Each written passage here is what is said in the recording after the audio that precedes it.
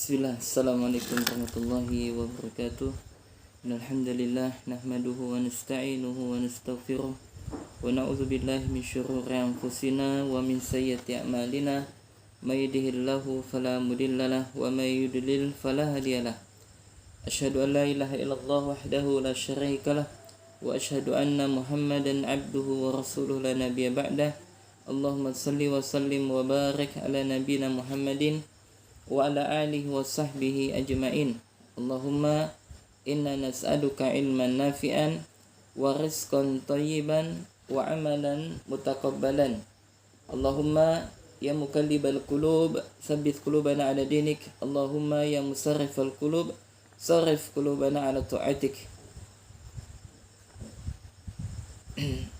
Ayuhal tullab, ayuhal ikhwan ar-rahman rahimakumullah, dan juga kepada pemirsa channel Muslim TV dan juga kepada teman-teman Muslim Bikra Indonesia Chapter Singkawang dan juga kepada wali santri mungkin yang sedang menyaksikan kajian kami. Barakallahu fikum. Mudah-mudahan Allah Subhanahu wa taala senantiasa memberikan taufik kepada kita semuanya untuk selalu senantiasa melakukan ketaatan kepada Allah Jalla wa Ala. Bersyukur kita kepada Allah Subhanahu wa taala yang mana Allah Subhanahu wa taala masih memberikan limpahan karunia nikmatnya begitu banyak kepada kita, ya, sehingga kita dapat melaksanakan salat subuh secara berjamaah. Yang bagi salat di masjid, ya tentunya kita berharap kepada Allah Subhanahu wa taala, mudah-mudahan Allah Jalla wa Ala menerima segala amal ibadah kita. Naam. Bagi salat di masjid. Ayyuhal ikhwan rahiman rahimakumullah, kita akan melanjutkan kajian kitab dari Kitabut Tauhid, yakni al-mulakhas fi syarh Kitabut Tauhid. Mulakhas Kitabut Tauhid, ya, fi syarh Kitabut Tauhid, yang ditulis oleh Syekh Dr. Shalih bin Fauzan bin Abdullah Al-Fauzan hafizallahu taala. Kita masuk kepada pertemuan yang ketiga, ya. Kemarin kita sebutkan pada pertemuan yang pertama tentang muqaddimah, kemudian yang kedua tentang biografi penulis daripada Syekh Muhammad bin Abdul Wahhab rahimahullah, dan kita akan masuk kepada bab yang pertama, yakni Syekh Muhammad bin Abdul Wahhab rahimahullah, beliau menamai kitab pertama ini dengan Kitabut Tauhid, ya, Kitabut Tauhid. Ya, kenapa beliau menyebutkan dengan Kitabut Tauhid nanti akan dijelaskan oleh Syekh Dr. Shalih Al-Fauzan bin Abdullah Al-Fauzan hafizallahu taala. Naam. Kita langsung saja, ya. Qala musannif rahimahullah, Kitabut Tauhid wa qaulillahi ta'ala wa ma khalaqtul jinna wal insa illa liya'buduni. Adz-Dzariyat ayat 56. Jadi penulis buku ini Syekh Muhammad bin Abdul Wahhab memulai kitabnya dengan Kitabut Tauhid, yakni kitab tauhid, ya. Dia menukilkan firman Allah Subhanahu wa taala dalam Al-Qur'an surah Az-Zariyat ayat 56, wa ma khalaqtul jinna wal insa illa liya'budun. Tidaklah aku menciptakan jin dan manusia kecuali untuk beribadah kepadaku. Nah, ya, di dalam ayat ini jamaah kaum muslimin dan muslimat rahimana rahimakumullah, bahwasanya Allah Subhanahu wa taala menciptakan kita itu dengan tujuan yang amat mulia. Ya. Ini Allah Subhanahu wa taala menciptakan kita dengan tujuan yang amat mulia. Ini untuk beribadah kepada Allah Subhanahu wa taala, menegakkan ubudiyah kepada Allah. Akan tetapi kebanyakan di antara manusia mereka lupa dengan tujuan mereka, ya, untuk hidup di dunia ini. Ya, kalau sejenak kita hendak merenung, ya, dulunya kita tidak ada. Kemudian Allah menciptakan kita, lahirlah kita dari rahim ibu kita. Kemudian, ya, kita dirawat, ya, sampai usia 2 tahun maka kita disapi. Kemudian, ya, kita menghadapi masa balita, kemudian masa anak-anak, kemudian masa pemuda, dan masa dewasa, dan bahkan sampai masa yang tua. Nah, ini adalah proses daripada perjalanan kita menuju negeri akhirat, yang mana setiap kita kelak ya akan menghadapi yang namanya kematian. Dan ini sering kita sampaikan, sering kita ingatkan. Jadi Allah Subhanahu wa taala berfirman, kullu nafsin za'iqatul maut, setiap yang bernyawa itu pasti akan merasakan kematian. Akan tetapi kebanyakan di antara saudara kita, mereka lupa tentang tujuan mereka diciptakan. Kalaulah seandainya kita hidup di dunia ini hanyalah sekedar makan dan minum, ya, kita hanya sekedar makan dan minum, tidur, bekerja, menikah, punya anak, maka kita tidaklah tidaklah jauh sama dengan hewan. Ya, akan tetapi yang membedakan kita kepada hewan adalah ubudiyah, ini peribadatan kita kepada Allah Subhanahu wa taala. Maka kalau kita makan, hewan pun makan. Kalau kita bekerja, maka hewan pun bekerja. Akan tetapi yang membedakan kita dengan mereka adalah bahwasanya kita dibebankan syariat, mukallaf, ya, dibebankan syariat oleh Allah Subhanahu wa taala, yakni Allah perintahkan. Ya, segala apa-apa yang Allah perintahkan maka kita laksanakan. Kenapa? Karena tujuan kita adalah diciptakan oleh Allah untuk beribadah kepada Allah. Demikian juga dengan jin. Ya, jin dan manusia mereka diciptakan oleh Allah Subhanahu wa taala untuk beribadah kepada Allah Jalla wa ala. Nah, maka kita baca apa yang disebutkan oleh Syekh Dr. Shalih Al-Fauzan hafizullah taala. Beliau mengatakan maudhu'u hadzal kitab, ya, judul kitab ini Bayanut Tauhid alladzi aujabahu Allahu ala ibadihi. Ya, ini adalah penjelasan tentang tauhid, yang mana tauhid ini adalah kewajiban yang telah Allah Subhanahu wa taala wajibkan atas setiap hambanya. Ya, Allah wajibkan untuk apa? Mentauhidkan Allah. Wa khalaqahum li ajlihi wa bayanu ma yunafihi minasyirkil akbari. Dan Allah Subhanahu wa taala telah menciptakan mereka, ya, maka mengharuskan bagi mereka untuk mentauhidkan Allah Jalla wa ala.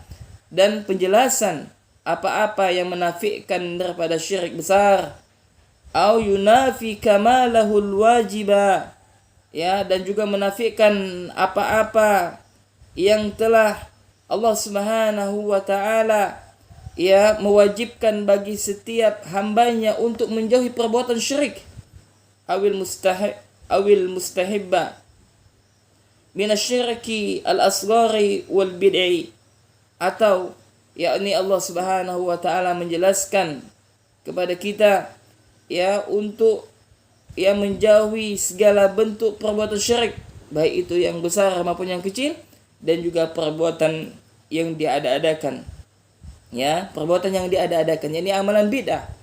Maka jamaah kaum muslimin dan muslimat rahimani rahimakumullah, bahwasanya ibadah itu memiliki syarat. Ibadah itu memiliki syarat, sebagaimana para ulama menyebutkan bahwasanya ibadah itu memiliki dua syarat, syaratain, ya, syurut ibadah. Ya, ini syarat daripada ibadah. Ibadah itu adalah dua. Yang pertama adalah ikhlas, ya, mengikhlaskan peribadatan hanya kepada Allah. Ya, di antara dalilnya adalah firman Allah dalam Al-Qur'an surah Al-Bayyinah, "Wa ma umiru illa liya'budullaha mukhlishina lahuddina."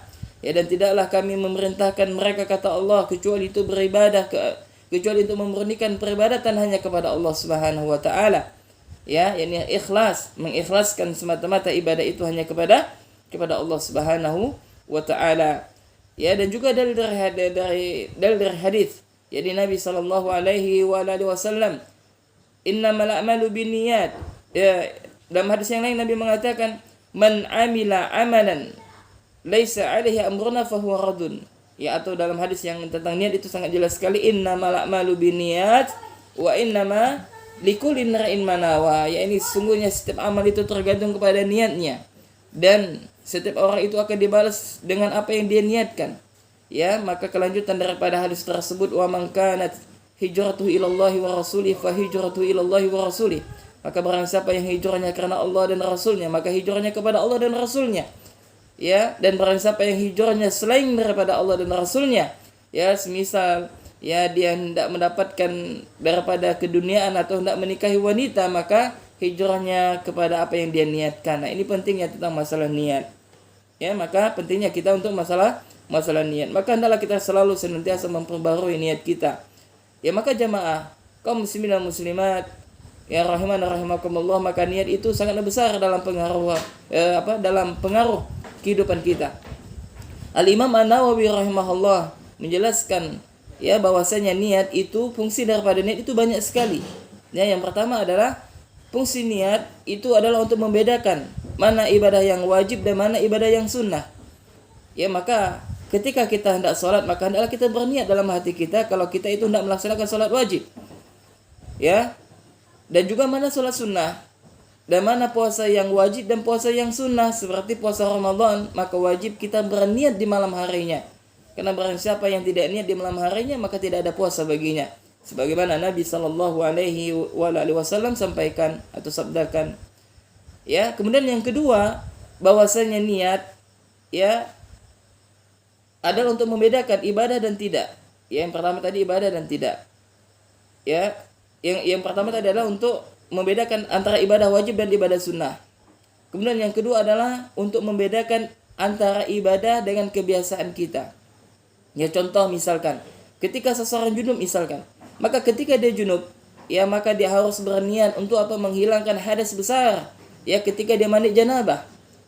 Ya, sesuai dengan tuntunan Nabi, ketika junub, ya maka kita berwudu, ya kita niat terlebih dahulu ya untuk mandi janabah, ya untuk bersuci daripada hadas besar. Maka kita berwudu, ya lalu kita mengkeramas rambut kita, lalu kita siram sebelah kanan dulu, lalu sebelah kiri, lalu kita pakai sabun, dan itu dengan bilangan ganjil. Ya, maka 11 gayung atau 13 gayung itu sudah cukup ketika kita mandi janabah. Ya. Nah, ini niat penting. Nah, ada orang misalkan dia mandi janabah misalkan habis 10 ember misalkan. Ya, walaupun semakin banyak dia mandi, kalau niatnya tidak ada maka dia tetap tidak bisa menghilangkan hadas besar. Ya, ini pentingnya apa? Niat. Ya.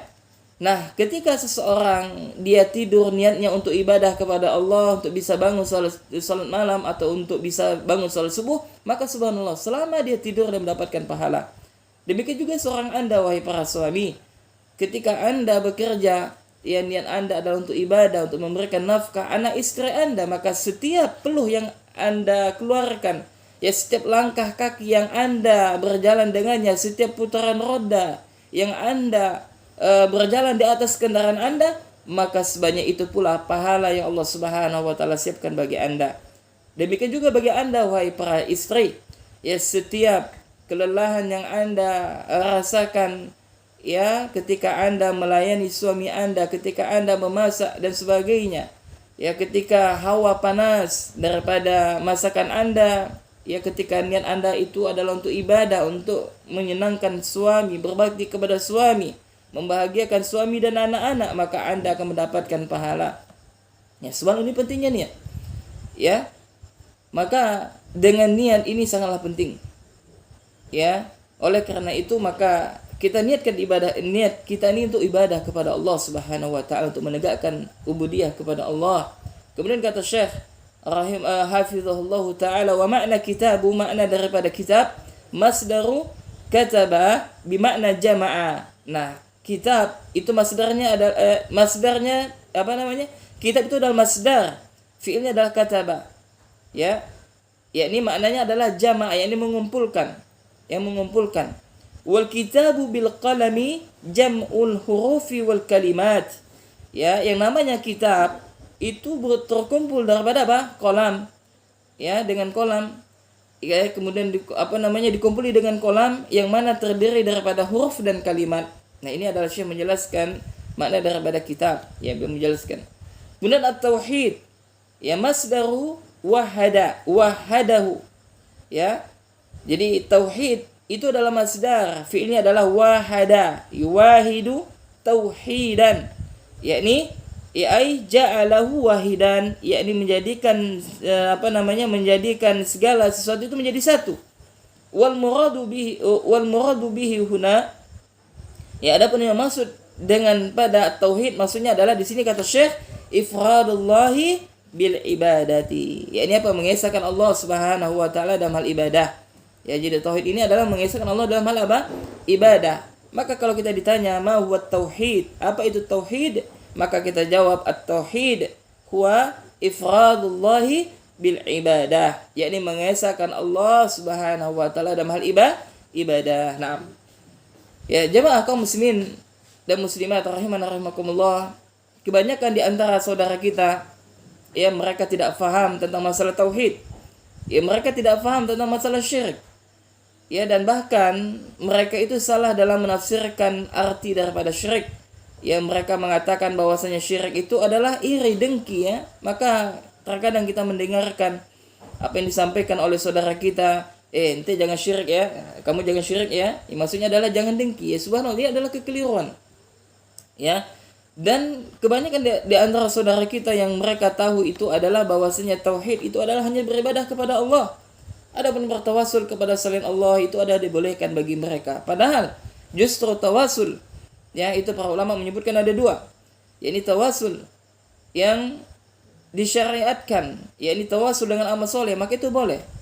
Ya, dalilnya adalah sebagaimana kisah ya Bani Israel ya yang Rasulullah sallallahu alaihi wasallam yang menyampaikan sebagaimana disebutkan oleh Imam An-Nawawi dalam kitabnya Riyadhus Shalihin, yakni ada 3 orang pemuda yang mereka keluar ya lalu mereka berjalan ya lalu tiba-tiba hujan dan akhirnya mereka berlindung di dalam sebuah gua. Maka ketika mereka masuk ke dalam gua tersebut, maka tidak sengaja maka pintu gua ditutup dengan batu yang besar.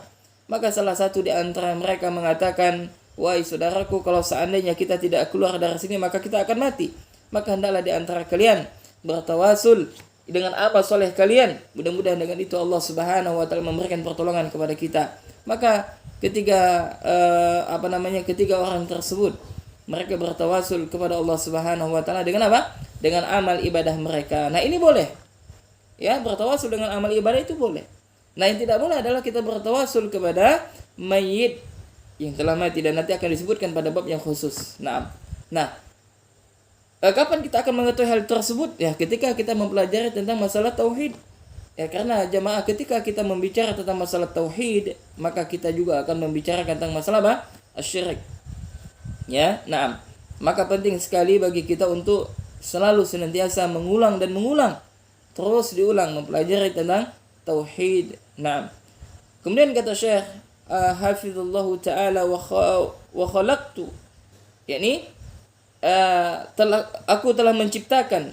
Al-khalaqu huwa ibda'u syai' min ghairi aslin wala ihtida'in, yakni apa? Menciptakan ya, yakni adalah memulai sesuatu dari yang sebelumnya tidak ada. Nah, ini adalah menciptakan ya.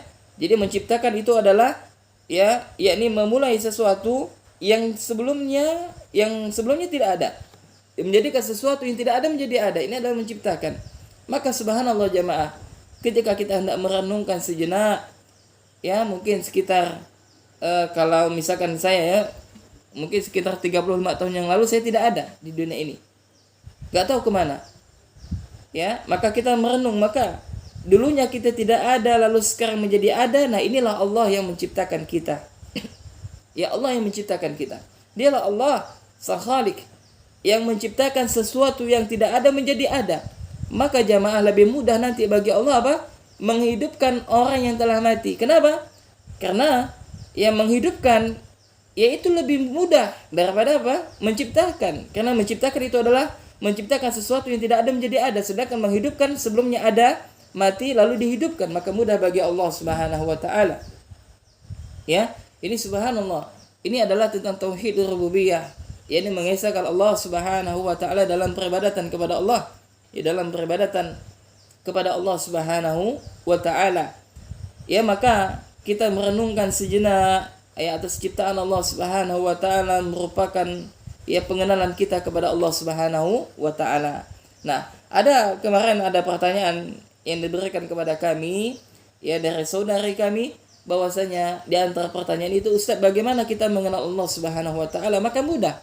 Ya, para ulama menyebutkan kita mengenal Allah Subhanahu wa taala dengan 2 cara. Yang pertama adalah kita mengenal dengan yakni ciptaannya, adanya langit, adanya bumi. Ya, kita lihat langit yang begitu tinggi tanpa tiang, bumi yang hamparan yang begitu luas, subhanallah, adanya pepohonan, ya adanya hewan, binatang ternak, adanya manusia, adanya angin.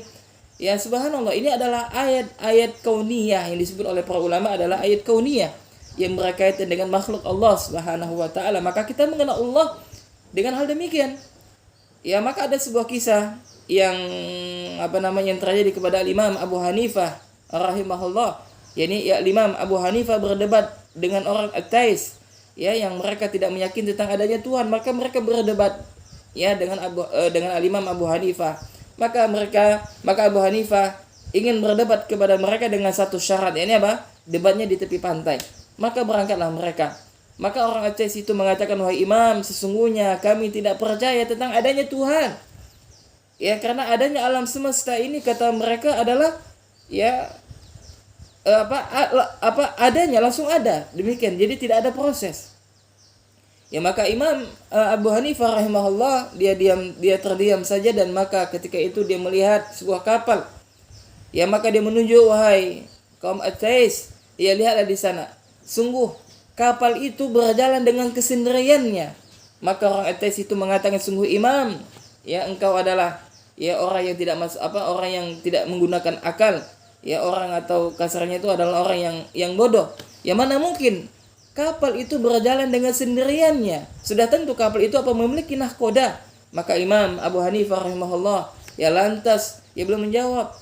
Ya, kalau kapal saja yang kecil itu memiliki nahkoda, lantas bagaimana dengan alam semesta ini? Maka tentu saja ada sang Khalik. Maka dengan perdebatan itu, maka orang ateis itu ya dia meyakini tentang adanya Tuhan. Subhanallah. Ya, maka kita melihat dengan alam semesta ini ya menunjukkan tentang adanya Rabb, menunjukkan tentang adanya Tuhan, adanya Allah Subhanahu wa taala. Ya, tentang adanya Allah Subhanahu wa taala, dan dialah Allah Al-Khaliq, ya, yang Maha Pencipta. Maka di dalam kitab salah satu usul yang disebutkan oleh Syekh Muhammad bin Abdul Wahab menukilkan perkataan Al-Imam Ibnu Katsir rahimahullah bahwasanya Al-Khaliq ya dia adalah yang layak disembah. Kenapa? Karena dialah yang bisa menciptakan. Adapun Tuhan-Tuhan selain daripada Allah yang mereka menjadikan tandingan-tandingan bagi Allah, maka mereka sedikit pun tidak bisa menciptakan. Maka Tuhan yang bisa menciptakan dialah yang layak untuk disembah, yakni dialah Allah Subhanahu wa taala. Naam. Ya. Oleh karena itu, ikhwan dan akhwat kaum muslimin dan muslimat, para pemirsa channel Muslim TV rahimani rahimakumullah, ya, maka kita bersyukur kepada Allah. Ini Allah Subhanahu wa taala telah memberikan Islam kepada kita, Allah telah memberikan keimanan dalam hati kita. Ya, maka hal yang berharga bagi kita di atas permukaan bumi ini adalah keimanan kita kepada Allah Subhanahu wa taala. Ya, karena iman ini akan membawa keselamatan kita di dunia dan di akhirat. Karena iman ini kelaklah Allah Subhanahu wa taala menyelamatkan kita dari api neraka. Allah Subhanahu wa taala memasukkan kita ke dalam surganya, dan karena keimananlah ya seseorang dia akan bisa menggapai kehidupan di dunia dan di akhirat. Ya, maka alangkah bagusnya, dan ini sering kita sampaikan perkataan daripada yakni Syekhul Islam Ibn Taimiyah rahimahullah. Dia mengatakan sesungguhnya di dunia ini terdapat surga, dan barang siapa yang tidak bisa memasuki surganya dunia, maka mereka tidak akan bisa masuk kepada surganya akhirat. Maka ditanya oleh beliau, apa surganya dunia itu wahai Imam? Maka beliau mengatakan surganya dunia itu adalah keimanan. Subhanallah. Ya, kita sekarang berada di atas keimanan. Tentunya kita berdoa kepada Allah, mudah-mudahan Allah Jalla wa'ala mewafatkan kita di atas Islam, ya, di atas sunnah, ya, di atas tauhid, dia, dan diwafatkan dalam keadaan husnul khatimah. Allahumma amin. Kemudian kaum muslimin dan muslimat rahimana rahimakumullah, lalu Syekh Dr. Shalih Al-Fauzan hafizahullah taala melanjutkan liya'budun, ya, untuk beribadah kepadaku, kata Allah. Maka beliau menyebutkan tentang definisi ibadah. Al-ibadatu fil lughati, ibadah secara bahasa adalah tadzullulu wal khudu'. Tadzullul, ya, wal khudu' yakni tunduk dan patuh. Jadi ibadah secara bahasa adalah tunduk dan patuh. Wa syar'an, adapun secara syariat adalah ismun jami'un lima yuhibbullahu wa yardahu minal aqwali wal a'mali adh-dhahirati wal batinah. Ya, ini sebagaimana ya diberikan definisi oleh Imam Syekhul Islam Ibn Taimiyah rahimahullahu taala. Maka ibadah itu adalah setiap nama yang terkumpul di dalamnya apa-apa yang dicintai dan diridhai oleh Allah dari perkataan dan juga amalan yang zahir maupun yang batin. Nah, subhanallah jemaah. Ya. kita mengetahui sekarang tentang definisi makna daripada ibadah. Jadi kesimpulannya apa? Jadi ibadah itu adalah segala sesuatu yang dicintai dan diridhai oleh Allah, maka itu adalah ibadah. Yang zahir maupun yang batin, baik yang melalui perkataan kita maupun perbuatan kita. Ya, maka ibadah itu tidak hanyalah sekedar salat, ya bukan hanya sekedar puasa, bukan hanya sekedar zakat, bukan hanya sekedar haji dan sebagainya. Jadi intinya setiap segala sesuatu yang Allah cintai dan Allah ridhai, maka itu adalah ibadah. Maka saat ini kita, ya duduknya kita dan baginya antum dan antuna yang mungkin sedang menyaksikan kajian kami via online dan niatkan untuk beribadah kepada Allah. Jadi duduknya kita, dia dengan apa yang antum simak ini adalah ibadah, subhanallah. Ya, kalau Anda mendengar ini dengan kuota internet, maka niatkan untuk berjihad di jalan Allah Subhanahu wa taala dengan kita membeli kuota dan sebagainya. Ya, kalau mendengarkan dengan wifi misalkan, maka kita niatkan ya untuk dalam rangka beribadah kepada Allah, menuntut ilmu. Karena di zaman kita Allah Subhanahu wa taala berikan kemudahan, ya terlebih ya di tengah musim pandemi Covid-19 yang mana sebagian kajian asatidzah ya diliburkan dan sebagian kajian itu melalui melalui online. Dan ini subhanallah menunjukkan tentang semangatnya asatidzah kita. Ya walaupun liburan-liburan mereka ya diliburkan, walaupun kajian-kajian mereka itu diliburkan, maka kita melihat seringnya mereka tetap menyampaikan melalui media yang ada saat ini. Nah, ya. Maka segala sesuatu yang dicintai dan diridhoi oleh Allah itu adalah apa? Ibadah. Itu adalah ibadah. Ya, itu adalah apa? Ibadah kepada Allah Subhanahu wa taala. Maka subhanallah, ya maka Nabi mengatakan, janganlah kita meremehkan apa? Sedekah. Ya, janganlah kita meremehkan sedekah. Ya, kenapa? Karena yang dilihat itu adalah niat. Ya, maka kata Nabi sallallahu alaihi wasallam, ya, selamatkanlah diri kalian dari api neraka dengan sedekah walaupun hanya dengan sepotong ya atau separuh daripada kurma. Bayangkan, masya Allah. Ya, maka setiap segala sesuatu yang dicintai dan diridhai oleh Allah Subhanahu wa taala yaitu adalah ibadah, baik melalui perkataan, perbuatan yang zahir maupun yang batin. Maka pentingnya jamaah kita mengetahui hal ini. Pentingnya kita untuk mengetahui hal ini, ya masalah ibadah ini. Ya, karena dulu kita menyangka bahwasanya ibadah itu apa? Hanya sebatas salat. Ibadah itu hanya sebatas baca Al-Qur'an. Ibadah itu hanya sebatas zakat. Ibadah itu hanya sebatas puasa. Ya, akan tetapi ibadah ternyata maknanya sangat apa? Sangat luas. Nah, subhanallah. Maka inilah pentingnya kita ya menata niat kita, ya biar kita mengetahui mana ibadah dan mana yang tidak. Naam.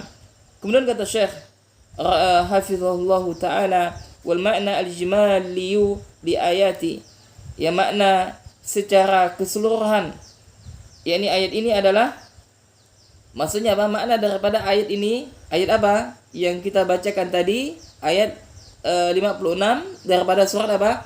Az-Zariyat. Bagaimana bunyinya? Jadi wa ma khalaqtul jinna wal insa illa liya'budun. Ya maknanya adalah annallaha ta'ala akhbara annahu ma khalaqal insa wal jinna illa liibadatih.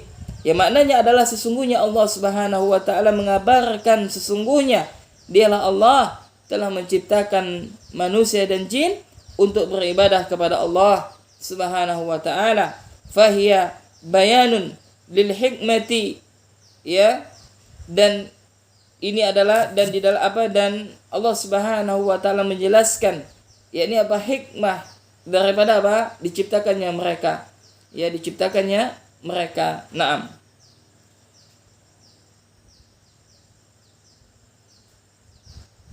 Ya, kemudian kata Syekh bahwasanya Allah Subhanahu wa taala itu ya tidak menginginkan ya sesuatu daripada manusia ya kecuali apa? Agar manusia tersebut beribadah kepada Allah Subhanahu wa taala. Pertanyaannya, apakah Allah butuh kepada ibadah kita? Maka jawabannya adalah tidak. Ya, Allah tidak butuh dengan ibadah kita, jamaah. Ya, malah justru kita butuh kepada Allah Subhanahu wa taala. Ya, maka dalam sebuah dalam hadis kursi, yakni Rasulullah sallallahu alaihi wasallam menyebutkan bahwasanya Allah Subhanahu wa taala berfirman, "Wahai hambaku," kata Allah, "kalaulah seandainya kalian semuanya bertakwa kepadaku," kata Allah, dari awal, subhanallah, dari zamannya Nabi Adam alaihissalam sampai akhir kiamat, dan mereka semuanya bertakwa kepadaku, kata Allah, dengan ketakwaan orang yang paling takwa di antara kalian. Jadi takwanya sebagaimana takwanya Rasulullah, semuanya tidak ada maksiat yang mereka lakukan, semuanya taat kepada Allah, semuanya bertakwa kepada Allah Subhanahu wa taala. Ya, dari awal sampai akhir. Maka kata Allah Subhanahu wa taala, maka semuanya itu, ketakwaan yang kalian lakukan itu, maka sedikit pun tidak akan bisa menambahkan kekuasaanku, subhanallah. Ya, maka betapa fakirnya kita kepada Allah Subhanahu wa taala. Dan begitu juga sebaliknya, kata Allah Subhanahu wa taala. Kalau seandainya kalian semuanya dari zaman yang awal, yakni Nabi Adam alaihissalam sampai akhir kiamat, mereka semuanya adalah orang yang paling fajir, ya, orang yang paling durhaka kepada Allah Subhanahu wa taala, sebagaimana durhakanya iblis, ya, atau Firaun laknatullah. Maka kata Allah Subhanahu wa taala, sedikit pun tidak akan bisa mengurangkan kekuasaanku, subhanallah. Ya, maka ketika Allah Subhanahu wa taala memerintahkan kita untuk beribadah kepadanya, bukan berarti Allah butuh kepada ibadah kita, tidak. Ya. Maka justru ibadah yang kita lakukan itu adalah untuk kita. Masalahnya adalah untuk kita. Maka lantas kenapa Anda, wahai saudara dan saudari, ya, tidak beribadah kepada Allah? Jadi, dan mereka yang tidak beribadah kepada Allah adalah orang yang sombong kepada Allah Subhanahu wa taala. Ya, maka di dalam ayat ini Allah Subhanahu wa taala menjelaskan kepada kita tentang apa? Tentang bahwasanya Allah itu menciptakan jin dan manusia untuk beribadah kepadanya. Kemudian yang kedua adalah Allah Subhanahu wa taala menjelaskan bahwasanya hikmah daripada apa? Diciptakannya mereka adalah untuk beribadah kepada Allah. Dan juga harus kita fahami, ketika Allah memerintahkan ibadah kepadanya, bukan berarti Allah butuh kepada ibadah tersebut, tidak. Ya. Dan Allah Subhanahu wa taala itu senantiasa memberikan rezeki kepada kita. Tujuannya apa? Untuk melanggengkan, ya, peribadatan kita kepada Allah Subhanahu wa taala. Ya, jadi ibadah itu kemaslahatannya adalah kembali kepada kita. Wa inna ma aradal maslahata lahum. Ya, maka dengannya ibadah tersebut adalah kembali kemaslahatannya kepada mereka. Wa munasabatul ayati lil bab, yakni munasabah, yakni apa, kecocokan ayat ini dengan bab. Ya, kecocokan ayat ini dengan bab. Maksudnya begini jemaah. Jadi subhanallah, ya, kalau kita melihat kitab-kitabnya para ulama, ya, seperti misalkan kitab Sahih Bukhari misalkan, ya, kita lihat, perhatikan. Ketika para ulama, ya, mereka memberi satu judul di dalam kitab mereka itu satu sama lain saling saling menyambung. Ya, antara bab yang pertama, kedua, ketiga, seterusnya sampai akhir bab itu nyambung, subhanallah. Maka mereka menempatkan bab di dalam kitab-kitab mereka itu bukan sembarangan para ulama. Ya, tentu dengan ilmu, dengan hikmah. Lalu setiap bab mereka bawakan dalil. Maka setiap bab yang mereka sampaikan, maka itu dalilnya sesuai. Dalilnya sesuai. Contoh misalkan tentang kitab tauhid, maka para ulama membawakan apa? Dalil-dalil yang berkaitan dengan apa? Tauhid, mentauhidkan Allah Subhanahu wa taala, perintah untuk beribadah kepada Allah Subhanahu wa taala. Ya, jadi tidak mungkin para ulama memberikan judul tentang kitab tauhid misalkan, lalu membawakan ayat-ayat tentang jual beli dan sebagainya. Ya, maka Syekh Hafizullah taala menyebutkan tentang apa namanya? Munasabah, yakni kecocokan, ya, ayat ini dengan bab. Maka beliau mengatakan annaha tadullu ala wujubit tauhid, ya, sesungguhnya menunjukkan tentang wajibnya tauhid, alladzi huwa ifradullah bil ibadati, yang mana tauhid itu adalah mengesahkan Allah Subhanahu wa taala dalam hal ibadah. Li'annahu ma khalaqal jinna wal insa illa li ajli dzalik, yang mana tidaklah Allah Subhanahu wa taala menciptakan jin dan manusia kecuali untuk beribadah kepada Allah Subhanahu wa ta'ala. Naam. Subhanallah, ya, maka sangat jelas bagi kita dan kita telah mengetahui bahwasanya kita hidup ini hanyalah sebentar. Ya, tujuan kita adalah untuk beribadah kepada Allah, maka hendaklah kita, ya, senantiasa, ya, untuk beribadah kepada Allah Jalla wa ala. Dan terakhir, ya, kita akan membacakan ma yustafadu minal ayati, yakni apa faedah daripada ayat ini. Naam. Ya, subhanallah, maka kita perhatikan apa yang disebutkan oleh para ulama tentang faedah daripada ayat ini. Yang pertama adalah wujubu ifradillahi bil ibadati ala jami'i tsaqalain, al-jinni wal insi. Faedah yang pertama adalah wajib untuk mengesahkan Allah Subhanahu wa taala. Ya, wajib bagi setiap hamba untuk mengesahkan Allah Subhanahu wa taala dengan apa? Dengan beribadah kepadanya. Ya, hal ini ya diwajibkan atas makhluknya, dua makhluk, yakni apa? Jin dan manusia. Nah, jadi faedah ayat yang pertama adalah apa? Ya, kewajiban untuk mengesahkan Allah Subhanahu wa taala dengan ibadah kepada Allah, yang mana kewajiban ini ya diwajibkan kepada jin dan manusia. Kemudian faedah yang kedua adalah bayanul hikmati min khalqil jinni wal insi. Yakni apa? Hikmah diciptakannya jin dan manusia. Ini apa hikmahnya? Untuk beribadah kepada Allah Subhanahu wa taala. Naam. Kemudian faedah yang ketiga adalah annal khaliqa huwa alladhi yastahiqqa al-ibadah. Ya, yakni sesungguhnya sang khaliq dialah yang layak untuk disembah, ya, untuk diibadahi. Ya, kenapa? Karena ya khaliq ya atau Tuhan yang tidak bisa menciptakan, maka tidak ada hak untuk dia beribadah kepadanya. Fa fi hada, ya maka hal ini kata Syekh raddun ala ubadil asnami wa ghairiha, ya adalah bantahan kepada orang-orang yang beribadah kepada berhala-berhala selain Allah. Ya, ini apa? Berhala yang mereka sembah itu sedikit pun tidak bisa menciptakan. Lantas siapa yang menciptakan? yakni Allah Subhanahu wa taala. Ya, oleh karena itu hendaklah kita apa? Beribadah hanya kepada Allah Subhanahu wa taala.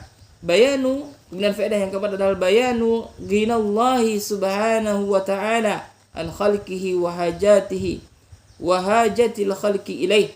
Ini adalah faedah yang keempat adalah penjelasan tentang bahwasanya Allah Subhanahu wa taala itu adalah maha kaya ya daripada makhluknya, dan Allah tidak memiliki hajat kepada makhluknya. Nah, subhanallah.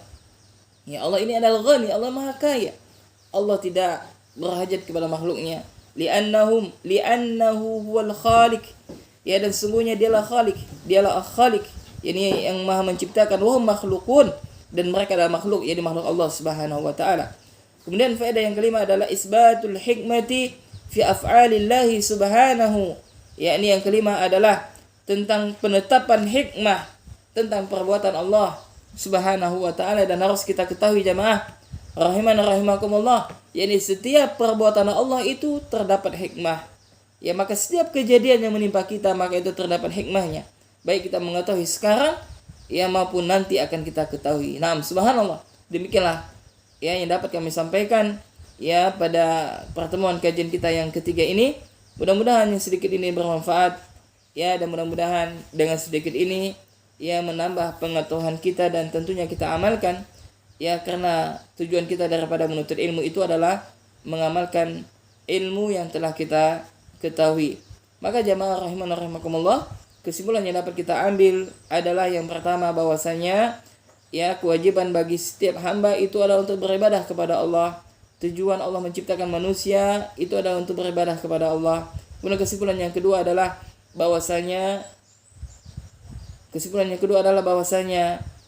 ya tidaklah dikatakan ibadah itu kecuali dengan mentauhidkan Allah Subhanahu wa taala. Maka tauhid itu adalah ibadah yang paling agung. Ya, maka hendaklah seorang hamba, laki-laki maupun wanita, mereka senantiasa mentauhidkan Allah Subhanahu wa taala. Naam. Kemudian kesimpulan yang ketiga adalah bahwasanya Allah itu tidak butuh kepada ibadah kita, akan tetapi kitalah butuh kepada Allah Subhanahu wa taala. Kenapa demikian? Karena Allah adalah sang khaliq. Ya, adapun kita makhluknya. Kemudian kesimpulan yang keempat adalah penjelasan tentang hikmahnya perbuatan Allah Subhanahu wa taala. Segala sesuatu yang Allah lakukan itu terdapat hikmah. Ya, terdapat banyak hikmah di dalamnya. Kemudian kesimpulan yang kelima adalah ya bahwasanya yang namanya khaliq, yang namanya Tuhan, ya khaliq, ya dia adalah sang maha pencipta yang bisa menciptakan. Dan adapun khaliq, ya Tuhan yang bisa menciptakan, dialah yang berhak untuk diibadahi. Ya, adapun yang mereka tidak bisa menciptakan maka tidak ada layak, tidak boleh untuk diibadahi. Siapakah dia? Yang dia adalah Allah Subhanahu wa taala. Nah, demikian jemaah, dan insyaallah akan kita lanjutkan pada pertemuan berikutnya yang masih daripada kitab yang pertama. Ya, kita akan membacakan ayat dalam Al-Qur'an surah An-Nahl ayat 36. Demikian. Ya, kurang lebihnya saya mohon maaf. Yang benar tentunya datangnya dari Allah Subhanahu wa taala, yang salah dari saya ya dan dari syaitan. Untuk itu kita cukupkan dengan doa kafaratul majelis. Subhanakallahumma wa bihamdika asyhadu an la ilaha illa anta astaghfiruka wa atubu ilaik. Wassalamualaikum warahmatullahi wabarakatuh.